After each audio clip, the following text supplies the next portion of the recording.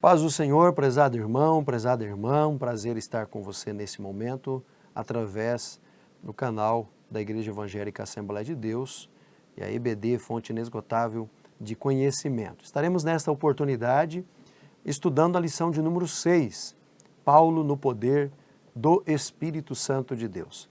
Uma lição muito importante da nossa escola bíblica, porque trata a respeito da manifestação e do agir do Espírito Santo através da vida deste apóstolo, que nós podemos considerar como o príncipe dos apóstolos. E dentro desse contexto, o textuário da lição está baseado em Atos capítulo 19 e versículo de número 6.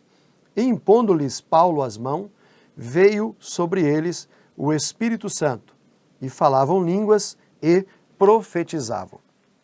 Aqui há uma história que Paulo vivenciou e experimentou no agir do Espírito Santo em uma de suas viagens missionárias, quando ele chega nesta igreja e já havia discípulos que serviam a Deus, mas que ainda não tinham experimentado o agir do Espírito Santo de Deus. A verdade prática diz assim: uma vez movidos no poder do Espírito, podemos ser bem-sucedidos na missão de pregar o Evangelho a toda criatura. O que podemos aprender desta lição? Nós podemos expor que Cristo deve ser pregado no poder do Espírito.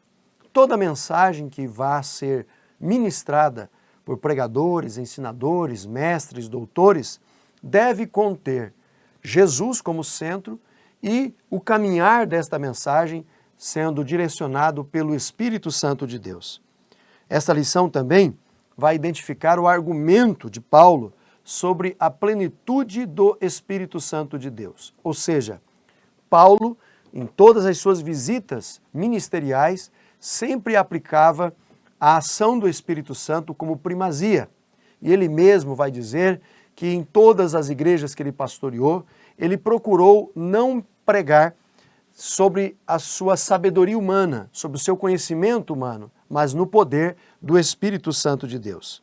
E também precisamos aqui apresentar a fonte de ensino de Paulo sobre o Espírito Santo de Deus. A leitura bíblica em classe está em Atos capítulo 19, versículo 1 a 7. E sucedeu que enquanto Apolo estava em Corinto, Paulo, tendo passado por todas as regiões superiores, chegou a Éfeso. E achando ali alguns discípulos, disse-lhes: recebestes vós já o Espírito Santo quando crestes? E eles disseram-lhe: nós nem ainda ouvimos que haja Espírito Santo. Perguntou-lhe então Paulo: em que sois batizados então? E eles lhe disseram: no batismo de João. Mas Paulo disse: certamente João batizou com o batismo do arrependimento, dizendo ao povo que cresce no que após ele havia de vir, isto é, em Jesus Cristo. E os que ouviram foram batizados em nome do Senhor Jesus. E impondo-lhes Paulo as mãos, veio sobre eles o Espírito Santo, e falavam em línguas e profetizavam. Então, é preciso entender que toda a ação ministerial do apóstolo Paulo é uma lição para cada um de nós. Consequentemente, quando nós nos dispomos a anunciar o Evangelho de Jesus Cristo, assim como Paulo fez, há uma plenitude do Espírito de Deus agindo na vida do homem para que a obra de Deus seja completa. Na introdução da nossa lição, nós temos a seguinte questão: movido pelo Espírito Santo, o apóstolo Paulo passou a ter como missão de vida dar testemunho de Jesus e provar que ele é o Cristo. Nesta lição, veremos como Paulo pregou a Cristo no poder do Espírito, seu argumento sobre a plenitude do Espírito Santo e a fonte da revelação do Espírito Santo em seu ministério. Confirmaremos que o ministério do apóstolo Paulo foi um ministério que tinha como base o poder do Espírito Santo de Deus. No nosso ponto 1, pregando a Cristo no poder do Espírito, nós temos aqui 3 divisões: Paulo, movido pelo poder do Espírito; segundo, o caminho de pregação; e terceiro, Paulo e as 2 viagens missionárias. O livro de Atos mostra que após sua conversão, Paulo ficou alguns dias com os discípulos que estavam em Damasco, conforme diz Atos dos Apóstolos, capítulo 9, versículo de número 19. E tendo comido, ficou confortável. E esteve Saulo alguns dias com os discípulos que estavam em Damasco, capital da Síria. Nesse tempo em que Paulo esteve com os apóstolos, ele trouxe aos apóstolos toda esse conhecimento e esta explanação de Atos, capítulo de número 2, quando os próprios discípulos estiveram no dia de Pentecostes, orando ao Senhor e puderam ali experimentar a ação do Espírito de Deus. Mas havia outros discípulos também de Jesus Cristo que já estavam espalhados nesse período em diversas regiões de Jerusalém, da Síria, de Samaria, e estes tais homens pregavam também a Jesus Cristo. Mas faltava-lhes ali algo que pudesse preencher alguma coisa que ainda precisava ser preenchida. Os 12 discípulos de Jesus tiveram o privilégio de estarem no dia do Pentecostes, mas esses outros discípulos não tinham ainda experimentado a ação plena do Espírito através da manifestação de línguas estranhas e dons proféticos. Então Paulo faz essa proposta de que eles também poderiam ter esta experiência com Deus, assim como os discípulos também tiveram. E logo em seguida, Paulo pregava a Jesus que este era filho de Deus nas sinagogas. Mais tarde, quando chegou a Jerusalém, Paulo falava ousadamente no nome de Jesus. Era o poder do Espírito Santo que o movia de tal modo que o apóstolo não tinha outra missão senão pregar a Jesus, a este crucificado, e ele só poderia pregar esta mensagem pelo Espírito Santo de Deus. E ele vai dizer em 1 Coríntios, capítulo 12, versículo 3, portanto, vos quero fazer compreender que ninguém que fala pelo Espírito de Deus diz Jesus é anátema, e ninguém pode dizer que Jesus é o Senhor, senão pelo Espírito Santo de Deus. Este agente da palavra, ele também é o agente da capacitação, do convencimento e da ação da interpretação bíblica. Paulo, então, ele destaca que todo aquele que professa que Jesus é o Filho de Deus, o faz movido pelo Espírito Santo de Deus. Humanamente falando, é possível estudar toda a história de Jesus e criar ali um enredo de acontecimentos realizados por Jesus. Mas quando fala de mudança de vida, de comportamento mudado, de salvação, de arrependimento, de confissão de pecados, de pedido de perdão das suas misérias espirituais, não há como vir a Jesus pelo lado histórico somente. É necessário haver uma ação do Espírito Santo de Deus. Prova disso que nós podemos ver que em muitos que nós conhecemos, podemos ouvir os testemunhos das suas velhas tradições, das suas velhas religiões, que ao se converter ao cristianismo, eles entenderam que havia a necessidade de mudar a sua maneira de viver através do conhecimento da palavra bíblica. E mudando o seu comportamento, deu ao Espírito Santo o direito de agir na vida deste que foi agraciado pela salvação de Jesus. Sobre o caminho da pregação, depois do estágio no deserto da Arábia por 3 anos, Paulo volta a Damasco e daí ele vai para Jerusalém. Ele não teve ali uma recepção muito calorosa dos judeus porque os próprios discípulos de Jesus temiam que Saulo ainda estava amando do governo romano para prender os cristãos. E o receberam, mas com alguma desconfiança. Em Atos 9:26 diz assim, e quando Saulo chegou a Jerusalém, procurava Saulo ajuntar-se aos discípulos, mas todos o temiam, não crendo que ele fosse realmente um discípulo de Jesus, mas que provavelmente estivesse infiltrado. Então, com alguma reserva, ele foi, por fim, acolhido à igreja-mãe em Jerusalém. E ali, quando ele chega, Paulo ousadamente começa a pregar a Jesus Cristo. No versículo 29 de Atos 9 diz: e falava ousadamente no nome de Jesus. Falava e disputava também quanto os gregos, mas os gregos, os romanos, procuravam matar a Paulo. Veja que aqui ele se reveste de uma autoridade da parte de Deus, que ele não teme a morte, ele não teme as consequências. E é esta a ação do Espírito Santo de Deus. Quando ele entra na vida do homem e o faz nova criatura através de Jesus Cristo, este homem, ele se reveste de um espírito de coragem e não de covardia. E ao invés dele fugir, dele correr das coisas espirituais, ele enfrenta e ele começa a aceitar o guiar de Deus por onde quer que ele deva ir. Neste momento, Paulo não se deixa intimidar e prega ousadamente. Entretanto, Paulo recebeu uma revelação do próprio Espírito de Deus que deveria sair apressadamente de Jerusalém, porque eles estavam procurando matá-lo. E a missão do apóstolo Paulo estava apenas começando. Nós podemos ver aqui também que Paulo, ele é guiado pelo Espírito de Deus e Deus vai direcionando ele, revelando a ele as circunstâncias adversas que ele haveria de enfrentar após ter aceitado a missão de ser um apóstolo e servo de Jesus. Nas suas 2 viagens missionárias, Paulo tem essas experiências. Na primeira, Paulo não estava só, mas acompanhado e assistido por Barnabé, que era um conselheiro dele, competente.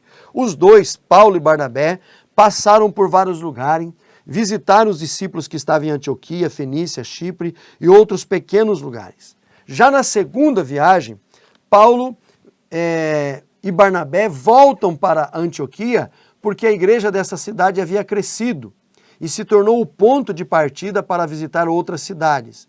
E nesta viagem, eles passaram pelas cidades de Listras, de Troade, melhor dizendo, Filipos, Tessalônica, Bereia, Atenas, Corinto e, por fim, Éfeso. E em todas essas viagens, Paulo foi direcionado pelo Espírito Santo de Deus. E é tão prova disso que a Bíblia vai nos dizer, em Atos capítulo 16, que em uma dessas viagens missionárias, ele está em Troade, ele intenta no seu coração de ir para a Ásia, pregar o evangelho na Ásia.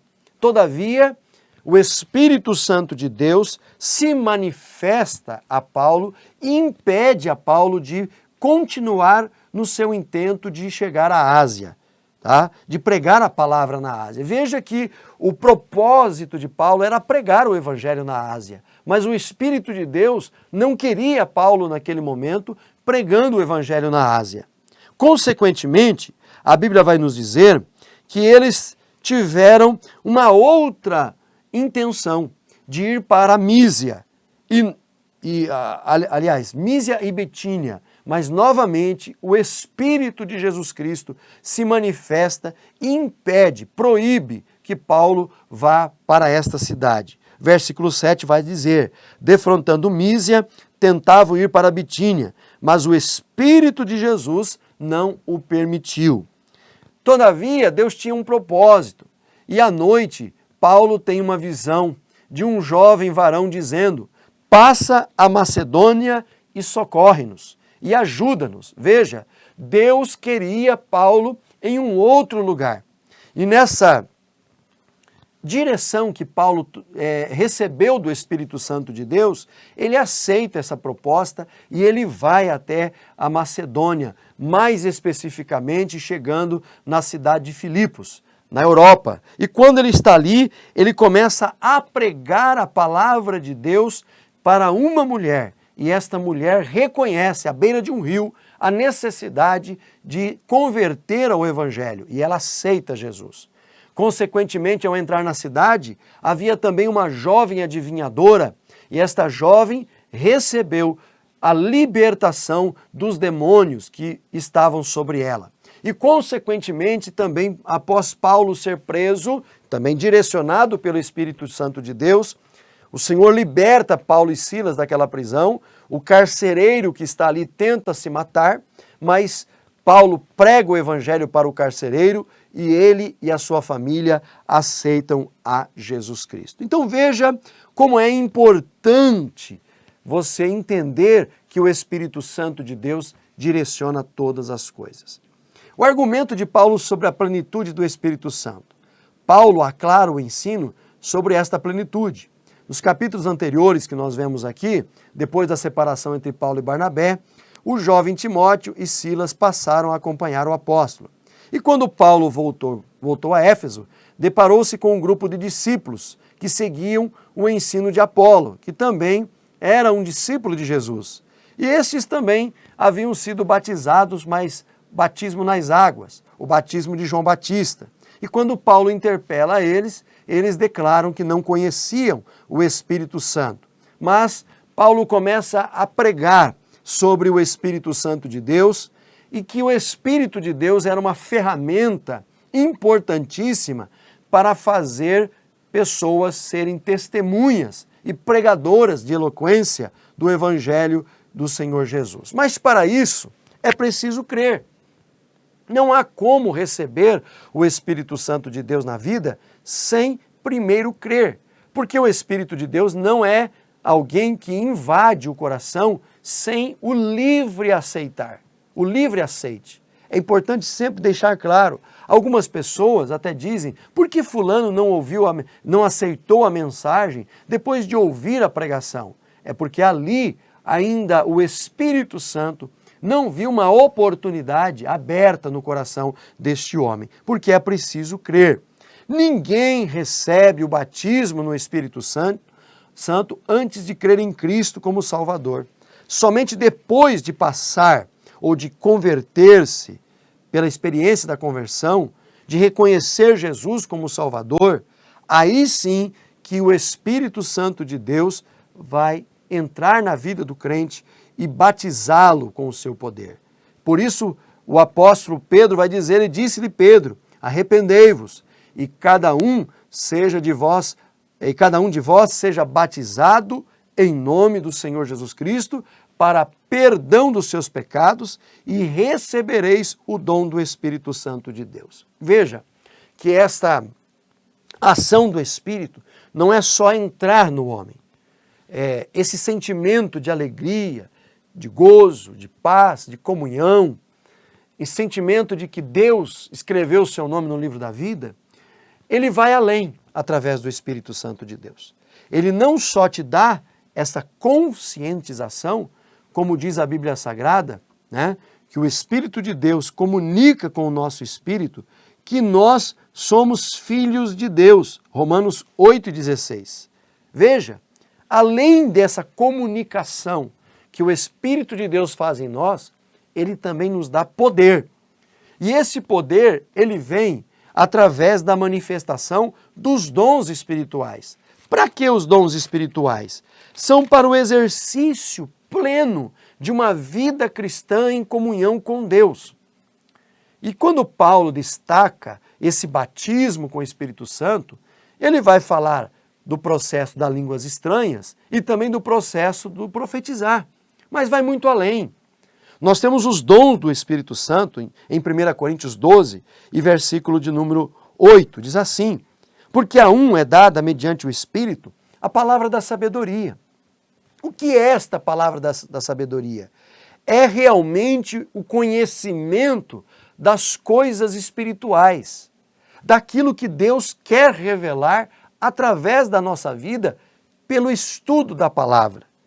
Palavra do conhecimento é a estrutura do crente voltada para as ciências desta vida. Veja, nós temos crentes que se dedicam tanto às coisas científicas, ao conhecimento científico. E quando a gente vê isto, são dons que Deus dá.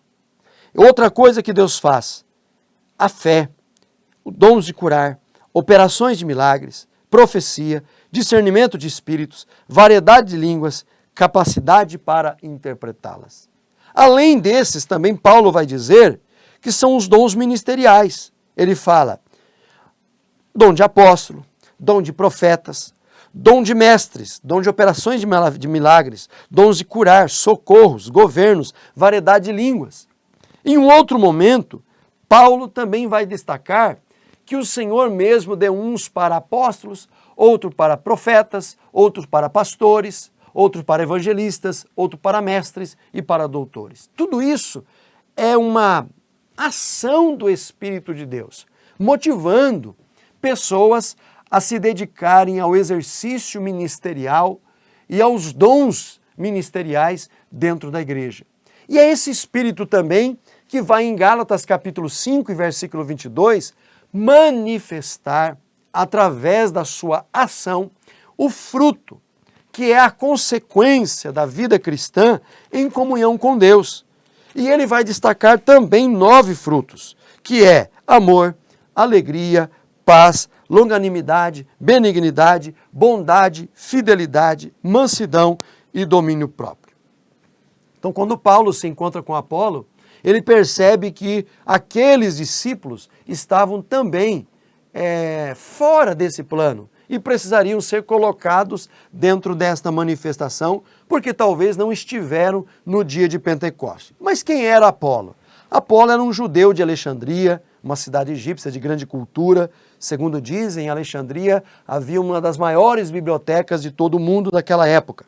E certamente Apolo teve uma elevada formação intelectual e secular, e também principalmente no conhecimento das Escrituras Sagradas, e se destacava pela sua eloquência.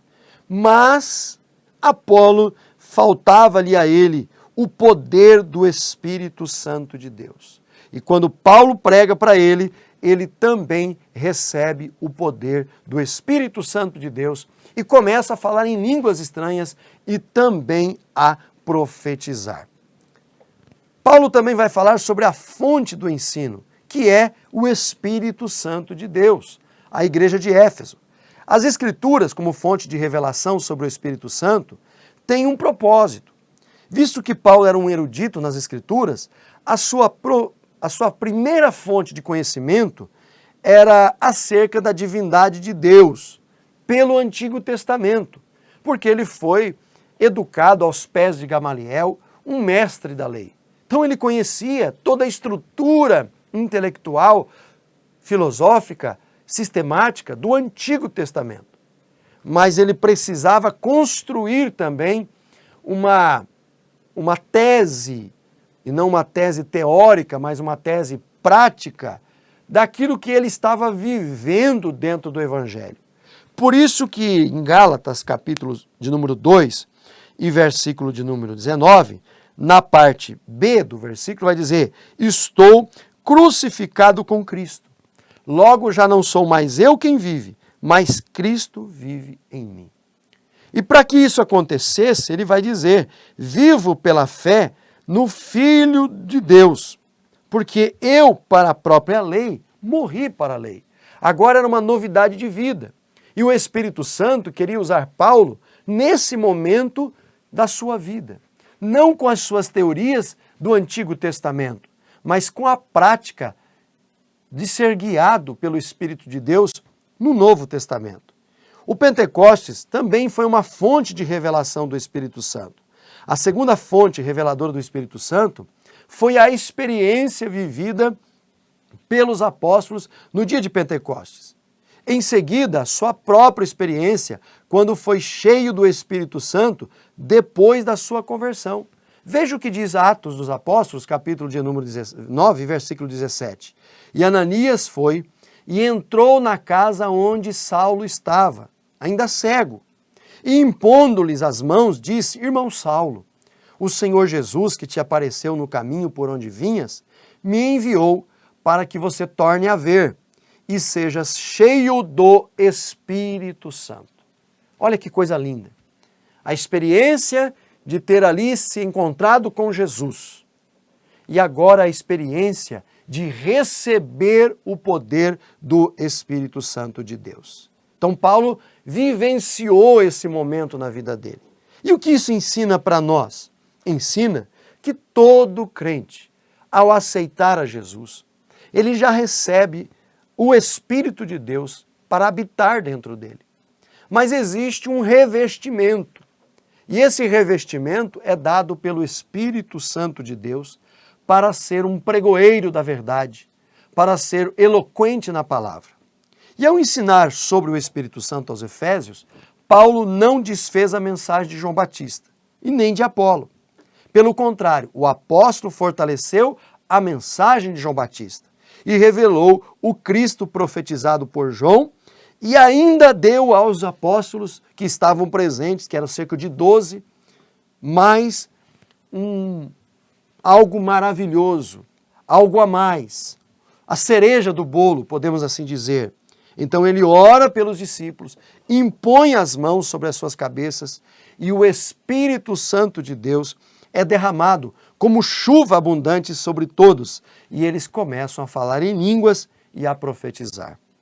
Iniciou-se na igreja de Éfeso um grande avivamento através das mãos do apóstolo Paulo e Apolo se torna também um pregador eloquente. E a Bíblia diz que através desses apóstolos, muitos milagres, muitos sinais, muitos prodígios, muitas maravilhas eram realizados. Por isso que o apóstolo Paulo, ele é a continuidade das ações de Jesus Cristo. Quando Jesus é assunto ao céu e aquelas 120 pessoas se reúnem para receber o poder do Espírito de Deus, cumprindo a vontade de Jesus quando disse, ficai em Jerusalém, até que lá do alto sejais revestidos do meu poder, também o apóstolo Paulo experimenta este revestimento do Espírito Santo de Deus. E, consequentemente, na sua viagem a Éfeso, ele também é um instrumento de Deus para ministrar na vida daqueles apóstolos que ali estavam, mas que ainda não tinham tido esta experiência.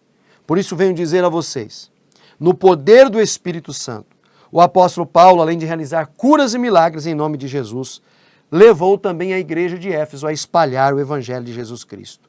À luz desse exemplo, precisamos resgatar a simplicidade da fé cristã, buscando sinais que demonstram o poder do Espírito Santo de Deus. As igrejas que nós temos, já concluindo, as igrejas que nós temos nos países perseguidos, nos países árabes, que são igrejas perseguidas, nos países em que não há uma liberdade para se pregar o Evangelho, os missionários, os crentes daqueles lugares só sobrevivem porque existe o Espírito Santo de Deus movendo eles a continuar, mesmo debaixo de risco de morte, a continuar pregando o Evangelho e vivendo a graça de Cristo plenamente. Então que você, meu prezado irmão, minha prezada irmã, amigo e amiga, venha também a crer em Jesus Cristo e a ter a possibilidade de receber o batismo com o Espírito Santo e toda a sua plenitude para que você viva uma vida espiritual plena na presença de Deus. Que Deus abençoe. Até uma próxima oportunidade. Um abraço.